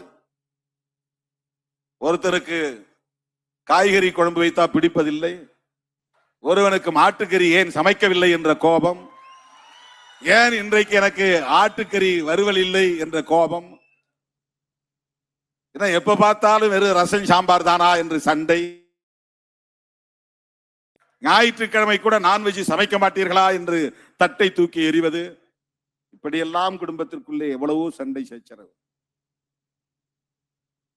வெஜிடேரியன் நான் வெஜிடேரியன் ஒரே குடும்பத்துக்குள்ள, அதுக்குள்ள அட்ஜஸ்ட் பண்ணி போகணும். எவ்வளவு பிரச்சனை ஒரு குடும்பத்தை வழிநடத்துவதற்கு. லட்சக்கணக்கானவர்களை, லட்சக்கணக்கான சிந்தனை போக்குள்ளவர்களை ஒரு இயக்கத்திற்குள்ளே கொண்டு வந்து அவர்களை அமைப்பாக்கி அரசியல் படுத்தி பல 10 ஆண்டுகள் தாக்கு பிடித்து வழிநடத்துவது என்றால் சாதாரணமான விஷயம் அது. சும்மா போய் அப்படி மீடியால உட்கார்ந்துட்டு ஏன் திருமாவளவன் டிலே பண்றார், ஏன் திருமாவளவன் தடுமாறுகிறார், ஏன் திருமாவளவன் குழப்புகிறார் ஏன் திருமாவளவன் மாறி மாறி பேசுகிறார்? நான் தெளிவா இருக்கிறேன், ரொம்ப தெளிவா இருக்கிறேன். தனிப்பட்ட முறையிலே என் தொடர்பான முடிவை நான் எடுப்பது என்றால் அதில் எனக்கு தெளிவும் உண்டு, உறுதியும் உண்டு. 2000 நான் ஒரு முடிவு எடுத்தேன், இனிமேல் நான்வெஜ் சாப்பிடுறது இல்லைன்னு. அதுல எந்த தடுமாற்றமும் இல்லையே. மாறி மாறி நான் எந்த முடிவும் எடுக்கலையே. இடையில எப்பயாவது நான் போய் நான் வெஜிடேரியன் சாப்பிட்டேனா? கிடையாது. வெஜிடேரியன் முடிவு பண்ணேன். இந்த நிமிஷம் வரையிலும் மீன்னா எனக்கு அப்படி பிடிக்கும். இப்போ உங்களுக்கு நீங்க சாப்பிட்டு இருந்தா கூட எனக்கு எச்சில் ஊறும். மீன் அப்படி நான் மீன், ஏன்னா ஆற்றங்கரையில் பிறந்து வளர்ந்தவன் நான். தினந்தோறும் எங்க அம்மா சேலையை போட்டு மீன் பிடிச்சிட்டு வந்து, கெண்டை குஞ்சியாவது பிடிச்சிட்டு வந்து குழம்பு வச்சு கொடுப்பாங்க. எங்க அப்பா தினந்தோறும் காட்டு வேலையை முடிச்சிட்டு தூண்டில் போட்டு மீன் பிடிச்சிட்டு வருவார். அப்படி மீன் குழம்பு இல்லாத நாளே கிடையாது. எங்க வீட்டை தாண்டி போறவங்களாம் சொல்லுவாங்க, இது என்ன செம்படவன் வீடான்னு கேட்பாங்க. செம்படவர்னா மீன் பிடிக்கிறவங்க தெரியும் இல்லையா? அவங்க வீட்டுல எப்போதும் மீன் காஞ்சிக்கிட்டு இருக்கும். குழம்பு வச்ச மீன் போக மிச்ச மீன் காயும். அந்த மாதிரி எங்க வீட்டுல எப்பவும் வெட்டி கூடையில மீன் காய வைப்பாங்க கருவாடுக்கு.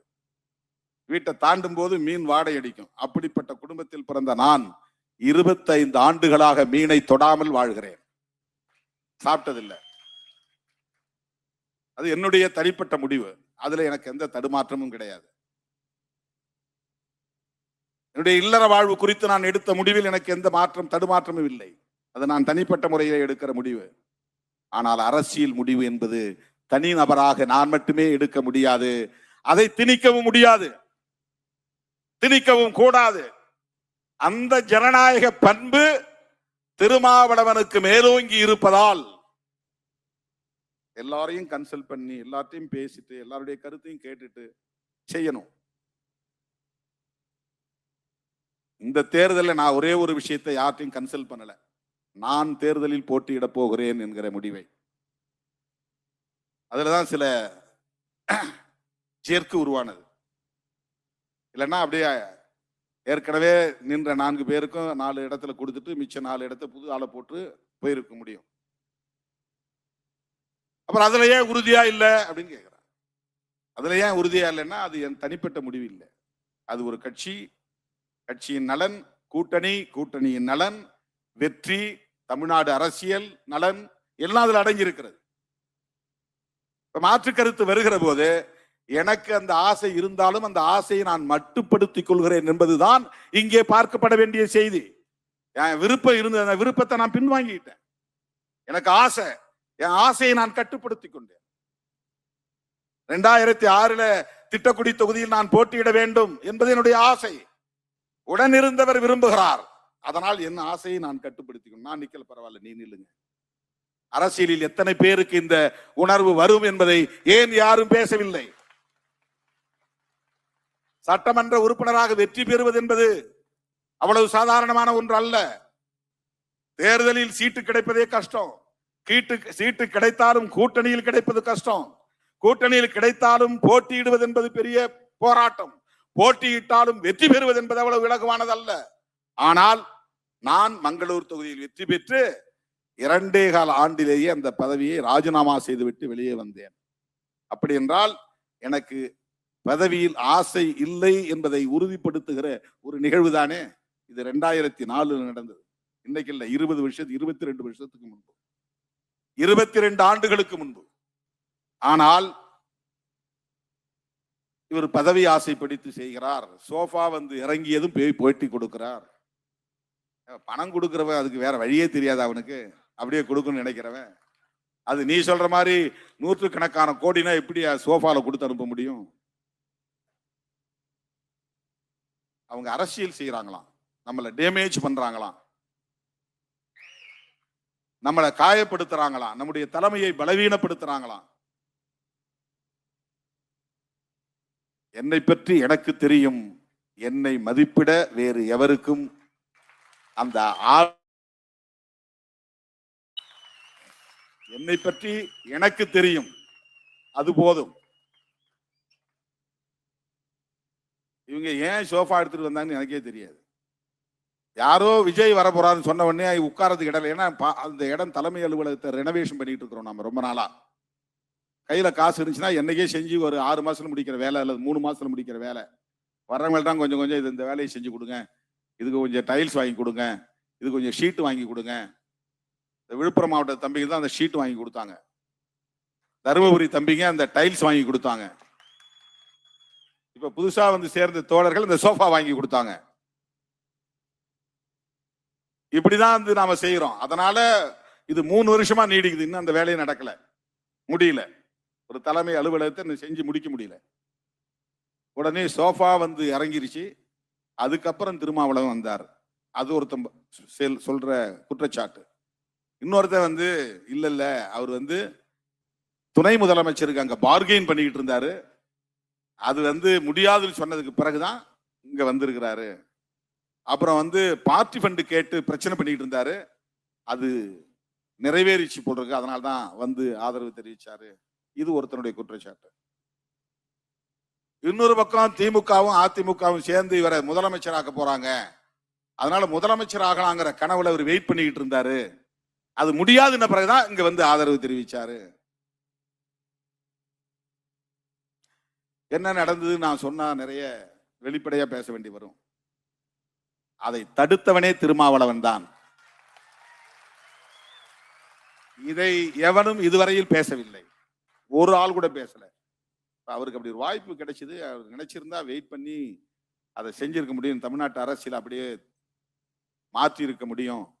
பெரிய ஜெர்க்க கொடுத்திருக்க முடியும். ஒரு அசைவை கொடுத்திருக்க முடியும். ஆனா அவரே அதை வேண்டான்னு சொல்லிட்டு போய் ஆதரவு கொடுக்கிறார் அப்படின்னு ஒரே ஒரு ஆள் கூட விவாதங்களில் பேசுகிறவர்கள் பேசவில்லை. திமுகவுக்கு துரோகம் இழைத்து விட்டார்கள்.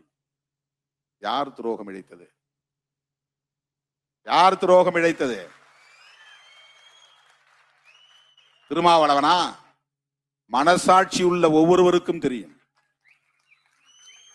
திருமாவளவன் நட்பில் எவ்வளவு தூய்மையாக இருக்கக்கூடியவன் என்பதை. அப்படி நினைத்திருந்தால் தேர்தலுக்கு 2 ஆண்டுகளுக்கு முன்பே என்னை அந்த கூட்டணியில் இருந்து வெளியேற்றுவதற்கு என்னென்ன முயற்சிகள் நடந்தன, அதற்கு நான் உடன்பட்டேனா?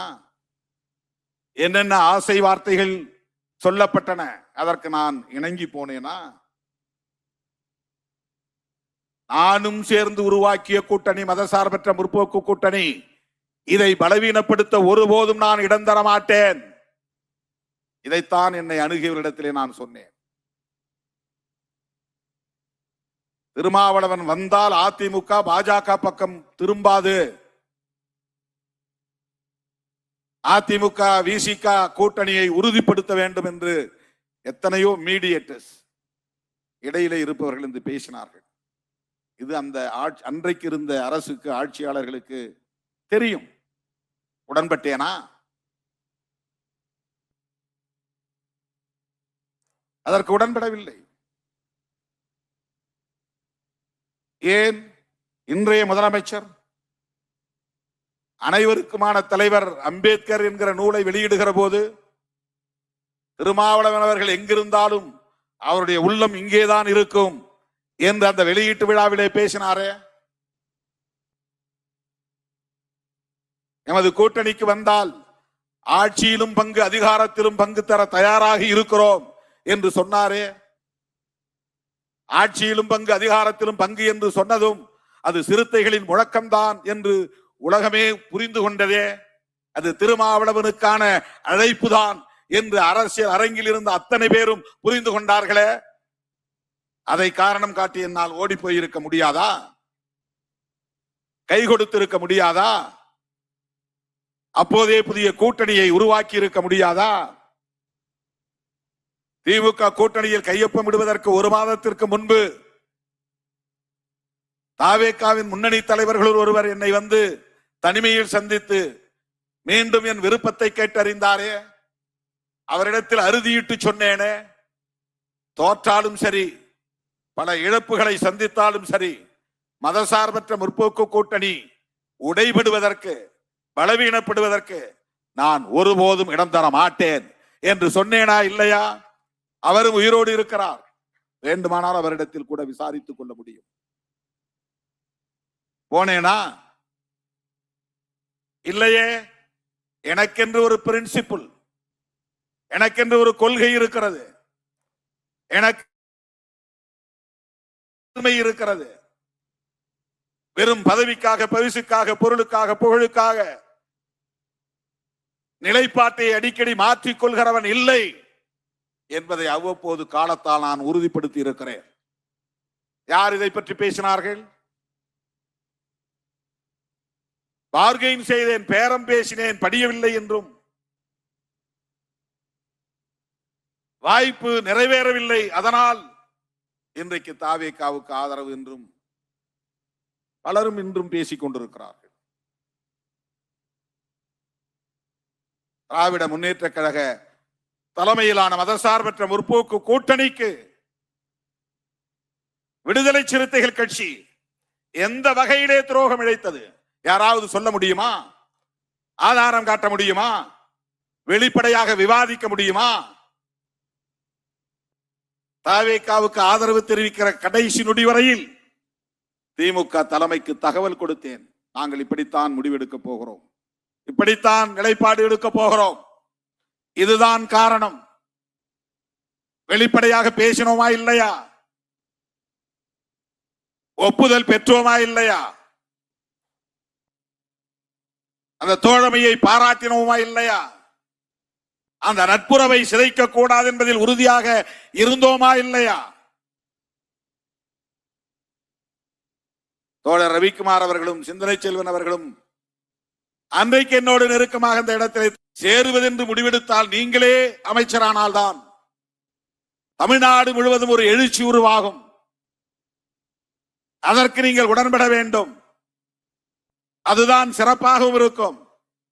ஒன்று ஆதரவு தருவதில்லை என்ற நிலைப்பாட்டை எடுக்க வேண்டும். அப்படி இல்லை என்றால் ஆதரவு தருவது என்று முடிவெடுத்தால் நீங்களே அமைச்சராவதுதான் சரியாக இருக்கும் என்ற ஆலோசனைகளை தந்தார்கள். இந்த ஆலோசனை சரிதான், இல்லை என்று நான் மறுக்கவில்லை. ஆனால் அதற்கும் நான் உடன்படவில்லை. என்னை பொறுத்த மட்டில் என்னை பற்றிய தனிப்பட்ட முடிவு, அதை எடுப்பதற்கு எனக்கு தனி அதிகாரம் இருக்கிறது, சுதந்திரம் இருக்கிறது. தோழர் ரவிக்குமார் இடத்திலே நான் சொன்னேன், தனிப்பட்ட முறையில் என்னுடைய கருத்து இது, ஆனால் கட்சி கருத்து என்று இதை நான் திணிக்க மாட்டேன். கட்சி சார்பில் அனைத்து பொறுப்பாளர்களும் இங்கே இல்லை என்கிற போது, பொதுச் செயலாளர்கள் என்கிற முறையில் நீங்கள் இருவரும் சொல்லுகிற கருத்தை நான் ஏற்றுக்கொள்ளுகிறேன் என்று 10 நாட்களுக்கு பிறகுதான் தோழர்களே 9ஆம் தேதி ஆதரவு என்கிற நிலைப்பாட்டை நாம் தனித்து வெளியே இருந்து ஆதரவு தருவது என்கிற நிலைப்பாட்டை மட்டும் அறிவித்தோம். கம்யூனிஸ்டுகளுக்கு என்ன நிலைப்பாடோ அதுதான் நம்முடைய நிலைப்பாடு. அவர்கள் எடுப்பதை போல் நாங்களும் எடுப்போம் என்று நான் சொன்ன வாக்குறுதியை இன்றைக்கு நிறைவேற்றினேன். ஆனால் கம்யூனிஸ்ட் தோழர்களுக்கே திருமாவளவன் மீது சந்தேகம் வரக்கூடிய அளவுக்கு விவாதங்களை மடைமாற்றி கொண்டு போனார்கள். திருமாவளவன் தாமதப்படுத்துவதற்கு இதுதான் காரணம். நம்மை வைத்து திருமாவளவன் ஏதோ அரசியல் செய்வது போல் தெரிகிறது என்றும் அந்த கட்சி தோழர்களுக்கு இடையிலே விவாதம் நடந்ததாக நான் அறிந்தேன். எந்த இடத்திலும் நாம் அப்படி பேசவில்லை. அவர்களும் நாமும் ஒரே களத்தில் நிற்கிறோம், ஒரே திசை வழியில் பயணிக்கிறோம்.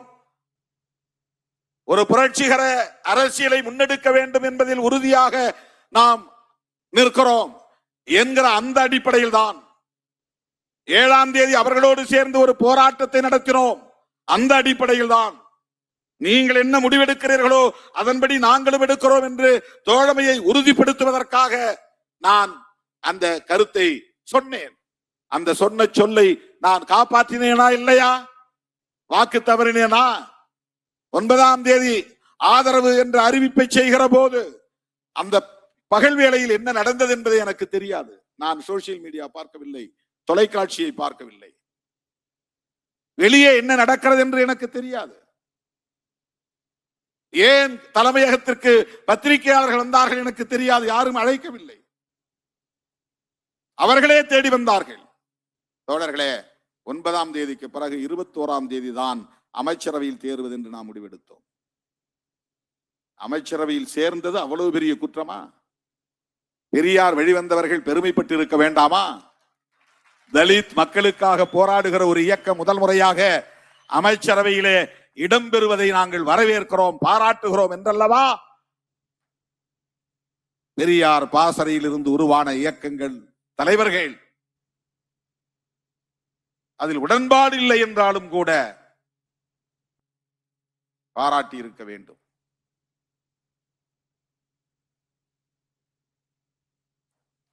அமைச்சரவையிலே இடம்பெற்றது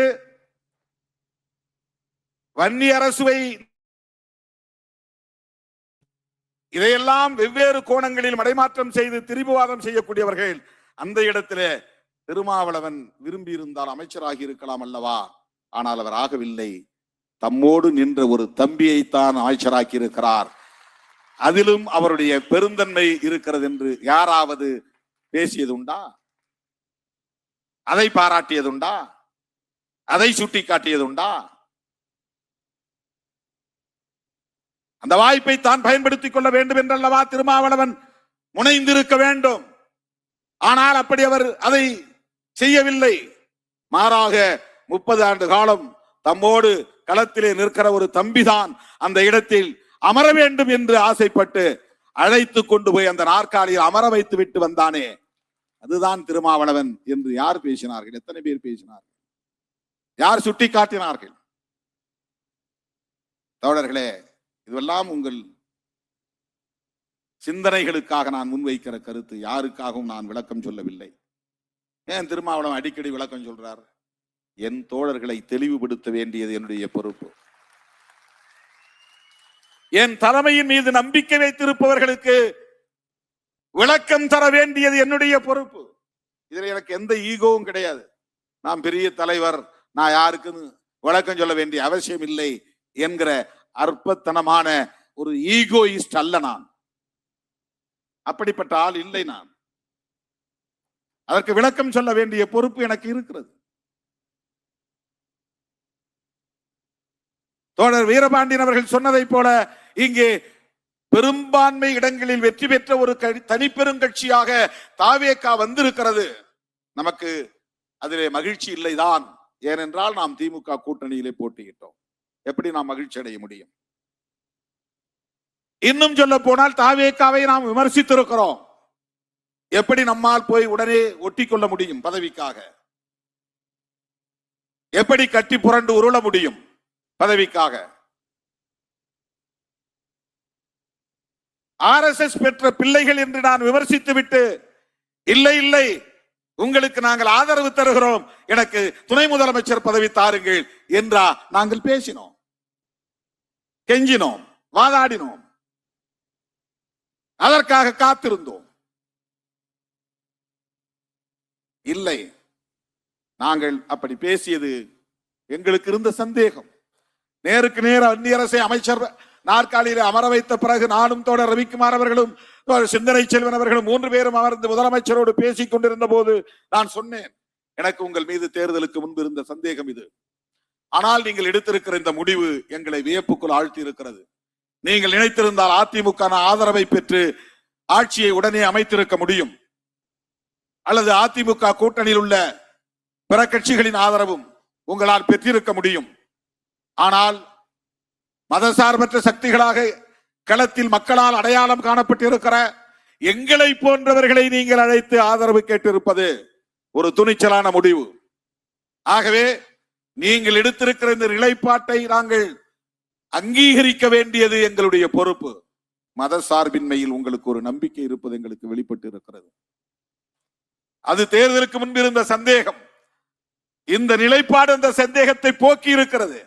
எனவே ஆதரவு நல்குகிறோம், உறுதியாக இருப்போம், என்றைக்கும் தோழமைக்கு உண்மையாக இருப்போம், நட்புக்கு உறுதியாக இருப்போம். 5 ஆண்டுகள் வரையில் உங்கள் ஆட்சி தொடரும், அதற்கு நாங்கள் உற்ற துணை இருப்போம் என்று சொன்னேன். இதில் என்ன துரோகம் இருக்கிறது? பத்திரிகையாளர்கள் கேட்கிறார்கள், நீங்க திமுக கூட்டணியில் தான் இருக்கீங்களா இல்லையா?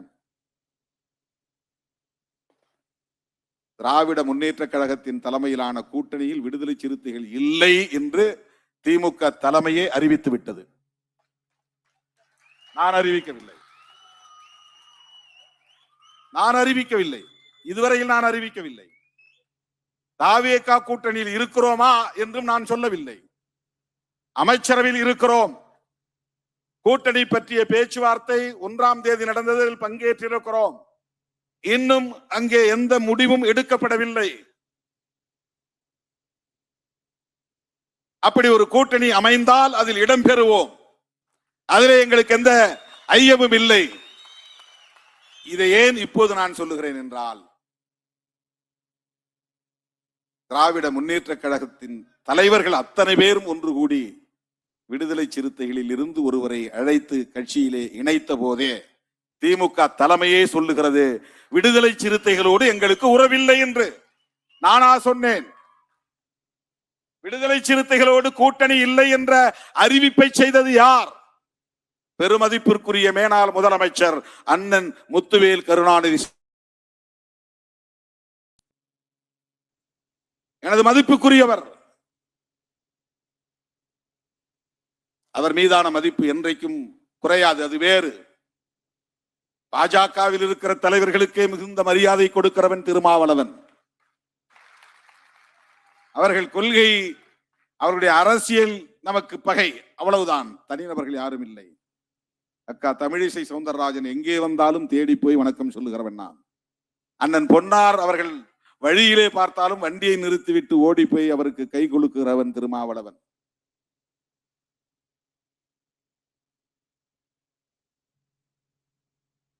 மேல்மருவத்தூர் ஆதிபராசக்தி இடத்திற்கு போயிருந்த போது ஒரு ஓரமாக நின்று கொண்டிருந்த அண்ணாமலை அவர்களை அவர் ஓரமாக நிற்கிறார் என்று யாரோ சொன்னதும் வண்டியை நிறுத்தி வண்டியிலிருந்து இறங்கி அவரிடம் போய் உள்ளே இருந்தவரை வெளியே இழுத்து கை குலுக்கி வாழ்த்து சொல்லிவிட்டு, சிறப்பாக நீங்கள் அரசியல் செய்கிறீர்கள், உங்களுக்கு வாழ்த்துக்கள் என்று சொன்னவன் திருமாவளவன். அதில் நமக்கு எந்த மாற்று கருத்தும் இல்லை. அடிக்கடி விமான நிலையங்களில் அன்புமணி ராமதாஸ் அவர்களை நான் சந்திப்பது உண்டு. அவர் பார்த்தாலும் பார்க்காவிட்டாலும் நான் பார்த்தால் அவரை பின்னால் போய் தட்டி வணக்கம் சொல்லிவிட்டு செல்லுவது என்னுடைய வழக்கம்.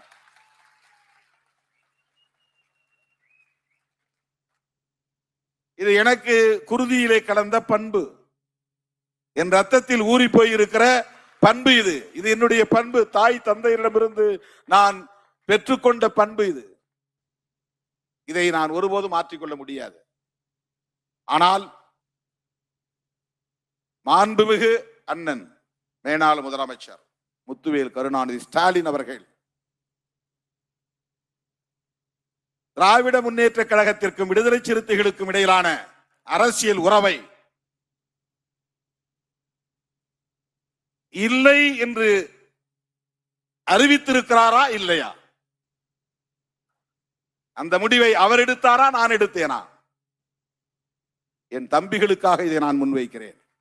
என் உயிரின் உயிரான விடுதலை சிறுத்தைகளுக்காக, உங்களின் சிந்தனைகளுக்காக இதை நான் முன்வைக்கிறேன். யார் மீதும் எனக்கு எந்த காழ்ப்பும் கிடையாது. யார் மீதும் எனக்கு எந்த காழ்ப்பும் கிடையாது. அரசியல் என்பது முற்றிலும் வேறு. தனிநபர் உறவுகள் என்பது, நட்பு என்பது அரசியல் பகைமையோடு போட்டு குழப்பிக் கொள்ளக் கூடாது. இந்த கூட்டணியில் இருந்தா அந்த கூட்டணியில் பேசக்கூடாது, அந்த கூட்டணியில் இருந்தா இந்த கூட்டணியில் இருக்கிறவங்களோட பேசக்கூடாது. இது தமிழ்நாட்டில் மட்டும்தான் இருக்கிறது, வேறு எந்த மாநிலத்திலும் இல்லை. டெல்லியில கிடையாது.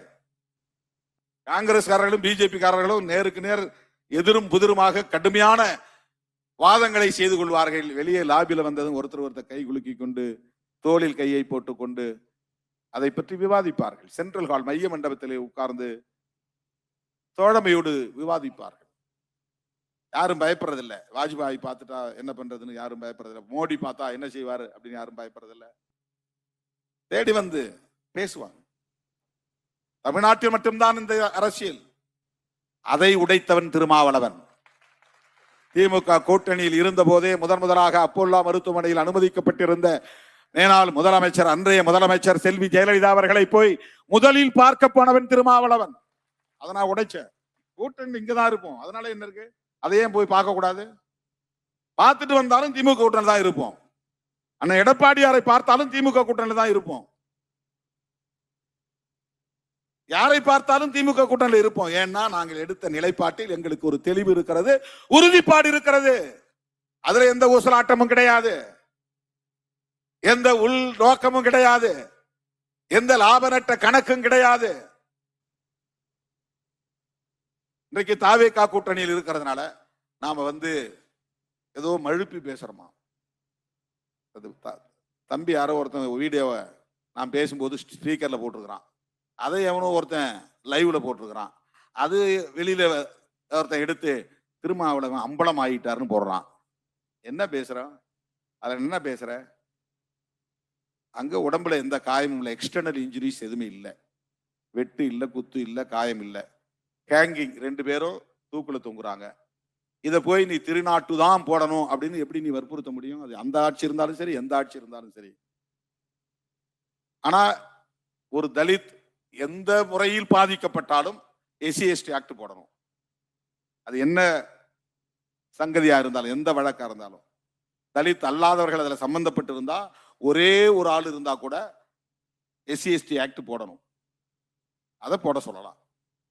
பிராக்டிக்கலா தான் பேசணும். நாம எப்பவுமே நாம அதிகாரிகளுக்கு தூண்டி விட்டது கிடையாது. அங்க இருக்கிற தம்பிகளை கம்யூனிஸ்ட்ல வந்திருக்கிறாங்க, அவங்களோட கலந்து பேசுங்க, அவங்க என்ன சொல்றாங்கன்னு கேளுங்க, அவங்களோட சேர்ந்து முடிவெடுங்க அப்படிலாம் நம்ம பேசிட்டு, சிந்தனை செல்வன் பக்கத்துல உட்காந்துருக்காரு, அவர்கிட்டையும் பேசுங்க அப்படின்னு கொடுத்து பேச வச்சு அவங்களுக்கு வழிகாட்டணும். போஸ்ட்மார்ட்டம் பண்ணட்டும், அதை அனுமதிங்க. இது எல்லா வழக்குகள்லையும் நம்ம சொல்றதுதான். போஸ்ட்மார்ட்டம் பண்ணாம நீ எப்படி எவிடன்சஸ் எடுக்க முடியும்? அதுல நமக்கு நிறைய ஆதாரங்கள் கிடைக்கும். 100% அதிகாரிகள் மீது சந்தேகப்பட்டா, மருத்துவர் மீது சந்தேகப்பட்டா எதுவுமே செய்ய முடியாது. அப்ப போஸ்ட்மார்ட்டம் நடக்கணும். அதை முறைப்படி எப்படி பதிவு செய்யணும், அதுக்கான வழிமுறைகள் என்ன, எத்தனை டாக்டர் கொண்ட கமிட்டி அதில் இருக்கணும், எப்படி அதை வீடியோ பதிவு பண்ணணும். இறந்து போனவருடைய உறவினர்கள் போய் முதல்ல பாடியை ஓப்பனா பார்க்கும்போது, பேர் பாடியை பார்க்கும்போது உடல்ல எக்ஸ்டர்னல் இன்ஜுரிஸ் இருக்கான அவங்களும் பார்க்கலாம். அதை போய் பாருங்க.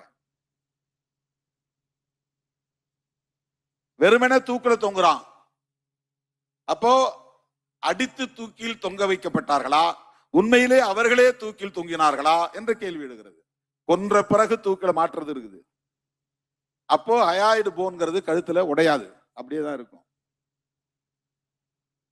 இவனா தூக்கு போட்டிருந்தானாக்க, தூக்கல் தொங்கின பிறகு ஆணா இருந்தா அவனுக்கு மோஷன் வெளியே போயிருக்கும், செமன் வெளியே வந்திருக்கும், நாக்கு வெளியே தொங்கி போயிருக்கும். ஏன்னா அவன் நாக்க கடிப்பான். என்னதான் அவன் தூக்கு போட்டதுக்கு அவனே முடிவெடுத்தாலும் கூட தப்பிக்கணுங்கன்னு அவன் உடம்பு, அவன் மைண்ட் போராடும்.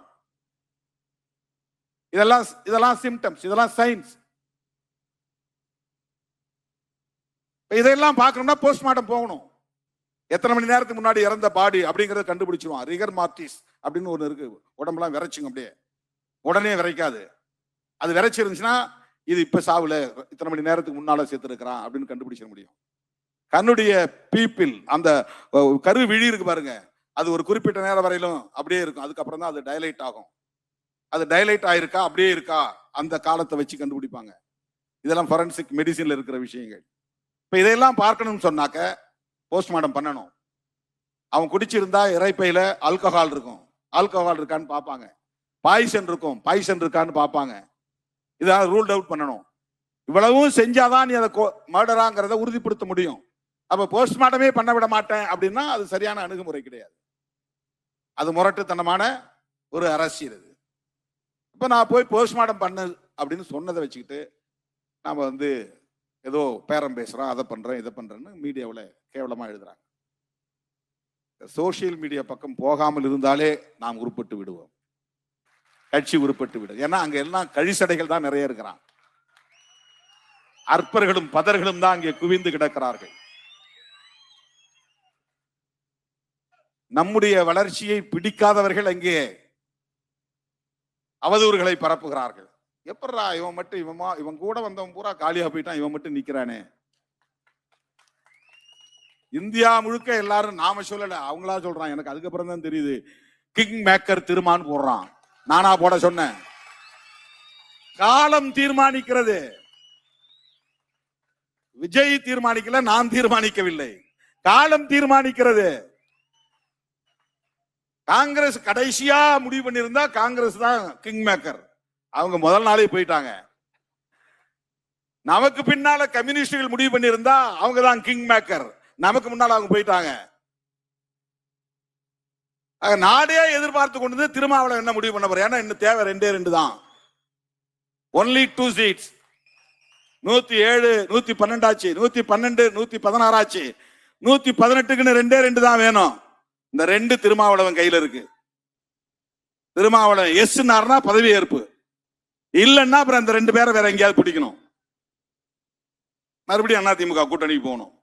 அது போகக்கூடாது. ஐயுஎம்ல பிடிக்கணும், இல்லைன்னா விசிகே பிடிக்கணும். ஐயுஎம்எல் 70 ஆண்டுகளா திமுக கூட்டணியில் இருக்கிறவங்க. அவ்வளவு சீக்கிரம் அவங்க வெளியே வரமாட்டாங்க. அப்ப இந்த ஒரு ஆள் தான் முதல்ல நாம வீழ்த்த வேண்டிய ஆள் அப்படின்னு அவங்க கணக்கு போடுறாங்க. நம்மள வாங்க நாங்க வச்சிருக்கிறோம் கூப்பிட்டோமா? இல்ல.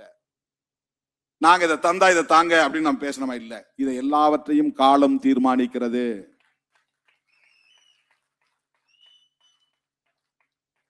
எம்மை ஓரங்கட்ட பார்த்தாலும் ஒதுக்கி வைக்க பார்த்தாலும் விடுதலை சிறுத்தைகளே மையம் என்பதை தீர்மானிப்போம் என்று நாம் பல ஆண்டுகளுக்கு முன்பே மேடைகளில் முழங்கி இருக்கிறோம்.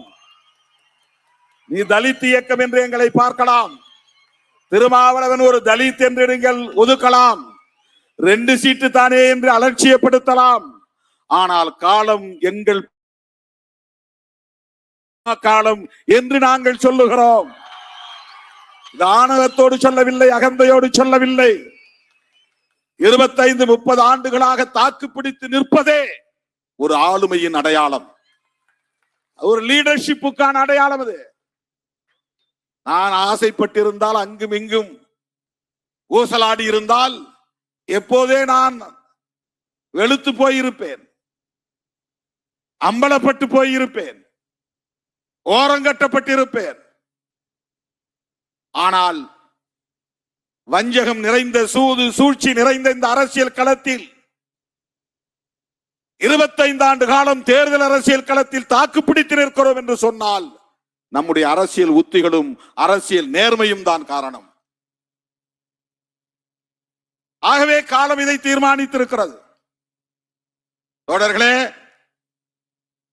ஏற்ற தாழ்வுகள் அரசியலில் எப்போதும் வழமையானதுதான், வெற்றி தோல்வி வழக்கமானதுதான். ஆனால் வெற்றி தோல்விகளை கண்டு முடிவெடுக்காமல் உண்மையிலேயே எந்த நோக்கத்திற்காக இயக்கத்தை நாம் உருவாக்கினோமோ அந்த நோக்கத்தில் நாம் உறுதியாக இருக்க வேண்டும். அதுதான் முதன்மையானது.